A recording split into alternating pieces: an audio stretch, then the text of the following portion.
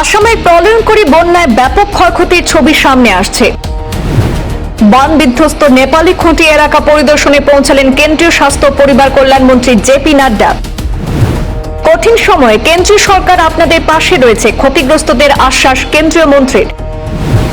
বন্যায় মারা যাওয়া গবাদি পশুর পরিবর্তে নতুন গরু দেওয়ার আশ্বাস দিলেন রাজ্যের মুখ্যমন্ত্রী ডক্টর হিমন্ত বিশ্ব শর্মা। আজ সকালে বন্যা বিধ্বস্ত নেপালি খুঁটিতে পৌঁছান কেন্দ্রীয় স্বাস্থ্য ও পরিবার কল্যাণ মন্ত্রী জেপি নাড্ডা। সেখানে পৌঁছে তিনি সরজমিনে বন্যা পরিস্থিতি এবং ক্ষয়ক্ষতি পরিদর্শন করেন। কেন্দ্রীয় মন্ত্রীর সঙ্গে ছিলেন আসামের মুখ্যমন্ত্রী ডক্টর হিমন্ত বিশ্ব শর্মা। বন্যা পরিস্থিতি পরিদর্শন করে জেপি নাড্ডা বলেন, নেপালি খুঁটিতে এসে বিধ্বস্ত পরিস্থিতি দেখলাম। ভয়াবহ বন্যায় অকল্পনীয় ক্ষয়ক্ষতি হয়েছে। নাগাল্যান্ডের মন জেলা থেকে নেমে আসা নদীর জল বিপদের মুখে ফেলেছে একাধিক গ্রামকে। এই কঠিন সময়ে কেন্দ্রীয় সরকার আপনাদের পাশে রয়েছে, এমনটাই মন্তব্য করেন জেপি নাড্ডা।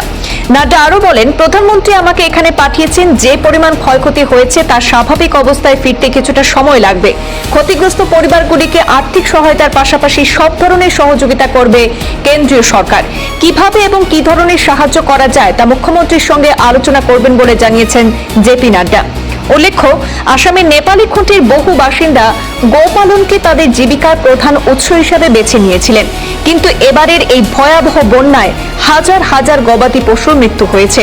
আর এই পরিস্থিতিতে মুখ্যমন্ত্রী ডক্টর হিমন্ত বিশ্ব শর্মা ক্ষতিগ্রস্তদের আশ্বাস দিয়েছেন যে বন্যায় নেপালি খুঁটিতে যত গরু মারা গেছে সেই সংখ্যক গরু এনে দেওয়ার ব্যবস্থা করা হবে।